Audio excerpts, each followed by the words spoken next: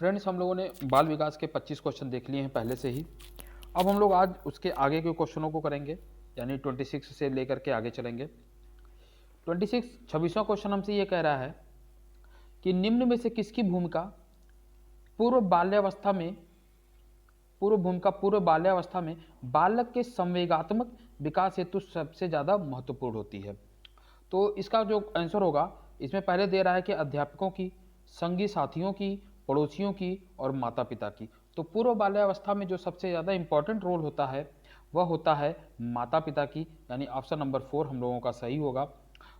अगला क्वेश्चन, अधिकांश विद्वानों के अनुसार बाल्यावस्था की अवधि कितनी है?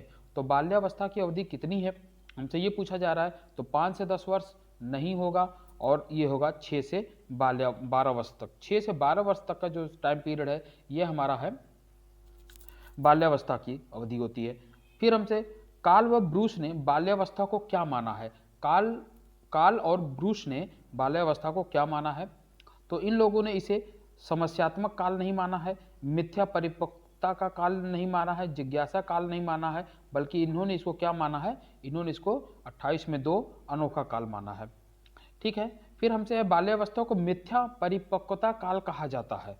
मिथ्या परिपक्वता काल कहा गया है बाल्यावस्था को किसके द्वारा?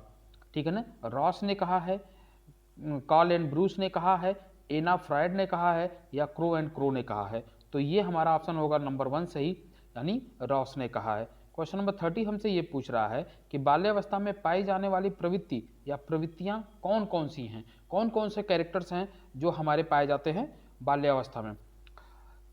उद्देश्य भ्रमण की प्रवृत्ति, जिज्ञासा की प्रबलता, रचनात्मक कार्यों में आनंद लेना, या उपरोक्त सभी। तो हमारा जो यहाँ पे ऑप्शन सही होगा वह सही होगा उपरोक्त सभी। क्वेश्चन नंबर 31 कह रहा है समूह अवस्था या चुस्ती की अवस्था भी कहते हैं। समूह अवस्था या चुस्ती की अवस्था भी किसे कहते हैं?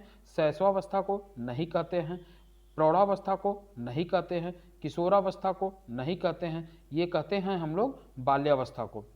ठीक है। बाल्यावस्था को निम्नलिखित में से किस नाम से जाना जाता है? तो बाल्यावस्था में टोली की आयु कहते हैं, या जीवन का अनोखा काल कहते हैं, या बक्की अवस्था कहते हैं, या उपरोक्त सभी कहते हैं। तो इसमें हमारा जो होगा ये उपरोक्त सभी सही होगा, यानी बाल्यावस्था को जीवन का अनोखा काल कहा जाता है, टोली आयु कहा जाता है, या बक्की अवस्था कहा जाता है। परिपक्व बाल्यावस्था किसे कहते हैं? परिपक्व बाल्यावस्था किसे कहते हैं? 6 से 9 वर्ष, 8 से 11 वर्ष, 7 से 10 वर्ष, या 9 से 12 वर्ष। तो ये कहते हैं परिपक्व बाल्यावस्था कहते हैं 9 से 12 वर्ष को। फिर कहा जा रहा है बाल्यावस्था में कौन सी मूल प्रवृत्ति सबसे अधिक क्रियाशील रहती है? बाल्यावस्था में कौन सी जो मूल प्रवृत्ति है वो सबसे अधिक एक्टिव रहती है? तो इसमें हमारा क्या सही हो जाएगा? काम, रचनात्मकता, जिज्ञासा, या सामूहिकता। तो इसमें होती है सामूहिकता, इसमें ग्रुप बनाने की क्षमता ज़्यादा होती है। बाल्यावस्था में परिपाक काल की निम्न में से कौन सी अवधि है ना, यानी बाल्यावस्था में परिपाक काल की अवधि पूछी जा रही है।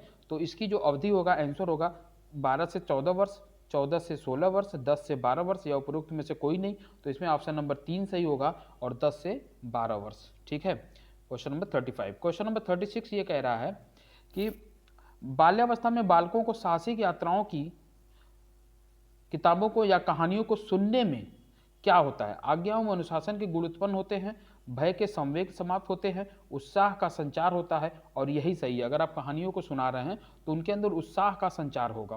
क्वेश्चन नंबर 37, बाल्यावस्था की एक प्रमुख विशेषता है। 37 में हमसे पूछा जा रहा है बाल्यावस्था की एक प्रमुख विशेषता है अधिगम की तीव्रता, अपेक्षाकृत स्थिर विकास की प्रक्रिया, यथार्थवादी दृष्टिकोण, या उपरोक्त सभी। तो बाल्यावस्था में ये 3 के तीनों कैरेक्टर्स पाए जाते हैं, इसलिए हमारा उपरोक्त सभी सही होगा। क्वेश्चन नंबर 38, शिक्षक बाल मनोविज्ञान के ज्ञान द्वारा बालकों की क्या चीज को देखता है? पहला तेरा ऑप्शन बुद्धि तथा रुचियों की जानकारी लेकर शिक्षा देता है, दूसरा प्रकृति को जानकर शिक्षा देता है, तीसरा आर्थिक स्थिति तथा पारिवारिक स्थिति की जानकारी लेकर शिक्षा देता है। तो क्वेश्चन नंबर 38 में हमारा जो सही होगा, ये 3 के तीनों ऑप्शन सही हैं, यानी हम चौथा ऑप्शन लगाएंगे। ठीक है। 39 कह रहा है बाल मनोविज्ञान का अध्ययन निम्नलिखित में से किसके लिए सर्वाधिक आवश्यक है? ठीक है ना, तो बाल मनोविज्ञान का जो अध्ययन है सबसे ज़्यादा जरूरी किसके लिए है? तो सबसे ज़्यादा जरूरी है ये प्राथमिक शिक्षक के लिए। अगर प्राथमिक शिक्षक है तो इसके लिए बाल मनोविज्ञान का ज्ञान बहुत ज़्यादा जरूरी है। निम्नलिखित में से किसे बाल मनोविज्ञान की उपयोगिता के अंतर्गत नहीं रखा जा सकता है? ठीक है ना, क्या चीज है जो बाल मनोविज्ञान की उपयोगिता के अंतर्गत नहीं है? बालक के भविष्य के बारे में पूर्व कथन में सहायक ये होना चाहिए, बाल निर्देशन में सहायक सही है, शिक्षक की आर्थिक प्रगति में सहायक, आर्थिक प्रगति से इसका कुछ लेना देना नहीं है, यहाँ पे जो ये आर्थिक वर्ड है यही आपको पकड़ना है और यही हमारा आंसर हो जाएगा। बालकों के व्यक्तिगत विकास को समझने में उपयोगी ये होना चाहिए। क्वेश्चन नंबर 41 हमसे कह रहा है प्राथमिक शिक्षा के लिए बाल मनोविज्ञान का ज्ञान आवश्यक है, क्योंकि प्राथमिक शिक्षा के लिए, क्योंकि यह बच्चों को अनुशासित बनाने में सहायक है, नहीं। परीक्षा के परिणाम में उन्नति होती है, नहीं। यह बच्चों को अभिप्रेरित करने के लिए सुविधाजनक तरीका बन जाता है, नहीं। या यह बच्चों को व्यवहार को समझने में शिक्षक की सहायता करता है, और यही ऑप्शन नंबर 4 हमारा सही है। यह ऑप्शन नंबर 4 सही है हम लोगों का। क्वेश्चन नंबर 42 बाल्यावस्था में विकास को छद्म परिपक्वता का समय किसने कहा? छद्म परिपक्वता का समय, बाल्यावस्था में विकास को छद्म परिपक्वता का समय किसने कहा? रॉस ने कहा, जेम्स ट्रेवर ने कहा, जीन पियाजे ने कहा, या एनआर भाटिया ने कहा? तो ये कहा था आपके रॉस ने। ठीक है, अब हम लोग करेंगे जल्दी जल्दी क्वेश्चन नंबर 43। और क्वेश्चन नंबर 43 हमसे ये कह रहा है कि प्राथमिक कक्षा के शिक्षक के लिए निम्नलिखित में से किसका ज्ञान होना आवश्यक है? प्राथमिक कक्षा के शिक्षक के लिए तो अभी हम लोगों ने पढ़ा कि उसके लिए बाल मनोविज्ञान का ज्ञान होना अति आवश्यक है। अगला क्वेश्चन, बालकों के स्वभाव को समझने के लिए शिक्षकों को निम्नलिखित में से किसका अध्ययन करना चाहिए? सामाजिक विज्ञान का, बाल मनोविज्ञान का, प्राकृतिक विज्ञान का, या भूगोल का? तो इसका आप समझ सकते हैं कि इसका आंसर होना चाहिए बाल मनोविज्ञान का। ठीक है, क्वेश्चन नंबर 45, शिक्षक के लिए मनोविज्ञान या बाल मनोविज्ञान का ज्ञान क्यों जरूरी है? तो 45 में इसमें बच्चों की आधारभूत विशेषताओं को जानने का अवसर मिलता है, नहीं। आधारभूत विशेषता से कोई मतलब नहीं है, है ना। या शिक्षक मनोवैज्ञानिक नियमों के अनुकूल होता है, यानी जो शिक्षण है, जो टीचर जो पढ़ाएगा, शिक्षण जो होगा वह मनोवैज्ञानिक नियमों के अनुकूल होगा, और यही ऑप्शन नंबर 2 हमारा सही है। फिर क्वेश्चन नंबर 46, बाल मनोविज्ञान किसके व्यवहार का वैज्ञानिक अध्ययन करता है? बाल मनोविज्ञान किसके व्यवहार का वैज्ञानिक अध्ययन करता है? तो 46 में हमारा ये हो जाएगा बालक का। ठीक है, अगला क्वेश्चन, बाल मनोविज्ञान एक वैज्ञानिक अध्ययन है जिसमें बालक के जन्म पूर्व काल से लेकर किशोरावस्था तक का अध्ययन किया जाता है। यह कथन है, ठीक है ना, यानी यह किसने कहा था कि बाल मनोविज्ञान एक वैज्ञानिक अध्ययन है जिसमें बालक के जन्म से लेकर पूर्व से लेकर के किशोरावस्था तक का अध्ययन किया जाता है। और ये बात हमसे कही थी किसने? क्रो ने। ठीक है, क्वेश्चन नंबर 48 कह रहा है biographical sketch of infant, biographical sketch of A infant नामक पुस्तक का प्रकाशन किसने किया था? तो ये पुस्तक जो प्रकाशित की गई थी, ये की गई थी डार्विन के द्वारा। ठीक है ना, ये की गई थी डार्विन के द्वारा। प्रथम बाल निर्देशन केंद्र किसके द्वारा खोला गया था? प्रथम बाल निर्देशन केंद्र किसके द्वारा खोला गया था? प्लेटो के द्वारा, डार्विन के द्वारा, या विलियम हिली के द्वारा, या रूसो के द्वारा? तो ये खोला गया था विलियम हिली के द्वारा। ठीक है, 50 हम लोग आएंगे, 50 क्वेश्चन तक हम लोग पहुंच गए हैं। बाल मनोविज्ञान वह वैज्ञानिक अध्ययन है जो व्यक्ति के विकास का अध्ययन गर्भकाल के प्रारंभ से किशोरावस्था की प्रारंभ अवस्था तक करता है। यह बात किसने कही है? तो यह बात अभी अभी हम लोगों ने इसके पहले क्वेश्चन में किया था कि यह बात कही है क्रो ने।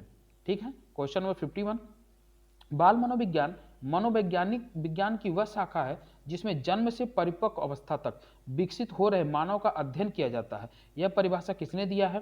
तो ये परिभाषा दिया है आपको किसने? ड्रेवर ने दिया है। ठीक है ना, ये परिभाषा ड्रेवर के द्वारा दी गई है। क्वेश्चन नंबर 52 में कहता है बाल विकास की परिभाषा का अध्ययन क्षेत्र है, बाल विकास की जो परिभाषा का जो अध्ययन क्षेत्र है वह क्या है? तो क्वेश्चन नंबर 52 में क्या सही होगा? बच्चों की वयस्क तथा वरिष्ठ नागरिकों के साथ तुलना करेगा, ये तो गलत है। मानवीय सामर्थ्यों में परिवर्तन की व्याख्या करेगा, ये भी गलत है। जीवन अवधि के दौरान व्यवहार की व्याख्या ढूंढेगा, ये भी गलत है। और किसी बच्चे में संज्ञानात्मक, सामाजिक तथा दूसरे सामर्थ्यों के क्रमिक विकास के लिए उत्तरदायी होगा, यही आपका सही है, ऑप्शन नंबर 4। ठीक है, क्वेश्चन नंबर 53 आता है हमारा, बाल्यावस्था को प्रतिद्वंदात्मक समाजीकरण की अवस्था किसने कहा है? बाल्यावस्था को प्रतिद्वंद्वात्मक समाजीकरण की अवस्था किसने कहा है? फ्रॉबेल ने कहा? नहीं कहा। स्टैनले हॉल ने कहा? नहीं कहा। ठीक है, इसको जर्सील्ड ने ये भी नहीं कहे, और इसको कहा किसने था? किलपैट्रिक ने। ठीक है ना, क्वेश्चन नंबर 54 कह रहा है बाल विकास की संपूर्ण अवधि में मानसिक विकास की गति सर्वाधिक तीव्र किस अवस्था में होती है? तो ये किस अवस्था में होती है? ये होती है आपकी शैशवावस्था में। शैशवावस्था में मानसिक विकास सबसे तेज होता है है ना। अगर मानसिक विकास की बात करें और सबसे तीव्र की बात करें तो हम सीधे ऑप्शन कौन जाएंगे, शैशवावस्था जाएंगे। क्वेश्चन नंबर 55, जीन पियाजे का बाल विकास वर्गीकरण किस सिद्धांत पर आधारित है, ठीक है ना। तो ये जो बाल विकास का जो वर्गीकरण है जीन पियाजे का, ये किस पे आधारित है, तो ये आधारित है आपके संज्ञानात्मक विकास सिद्धांत पे, ठीक है। क्वेश्चन नंबर 56, बाल विकास के शैक्षिक निहितार्थ से संबंधित नहीं है। हमको ये देखना होगा कि इसमें पूछा जा रहा है नहीं है, ठीक है। विद्यालय के बाग की देखभाल करना, ये सही है। विद्यालय तथा समुदाय को जोड़ना, ये भी। बाल प्रातःकालीन विद्यालयी सभाओं को संबोधित करना या पिछड़े और गंदे क्षेत्रों में लोगों की सेवा के लिए जाना, ये नहीं है, ठीक है ना। उसके बाद हमारा है क्वेश्चन नंबर 57, निम्न में से कौन सा सिद्धांत बाल विकास में वातावरण संबंधी कारकों को ही महत्व देता है, तो ये हमारा देता है परस्पर संबंध का सिद्धांत नहीं देता है, सामाजिक अधिगम का सिद्धांत, ठीक है ना। अगर आप वातावरण से संबंध स्थापित कर रहे हैं तो ये सामाजिक अधिगम का सिद्धांत कहलाएगा, ठीक है। और आज का आखिरी क्वेश्चन, एक बालक अपने पूरे हाथ को, फिर उंगलियों को, फिर हाथ और उंगलियों को एक साथ चलाना सीखता है, बाल विकास के संबंध में यह सिद्धांत क्या कहलाता है, तो यह सिद्धांत बाल विकास के संबंध में कहलाता है एकीकरण का सिद्धांत। ये सिद्धांत क्या कहलाता है, ये एकीकरण का सिद्धांत कहलाता है। इस तरह से हम लोग जल्दी जल्दी से 1000, 1500, 2000 ऐसे क्वेश्चन कर लेंगे और हम लोग का सीटेड या यूपीटेड आसानी से पार हो जाएगा। मिलते हैं हम लोग अगली वीडियो में, तब तक के लिए थैंक यू।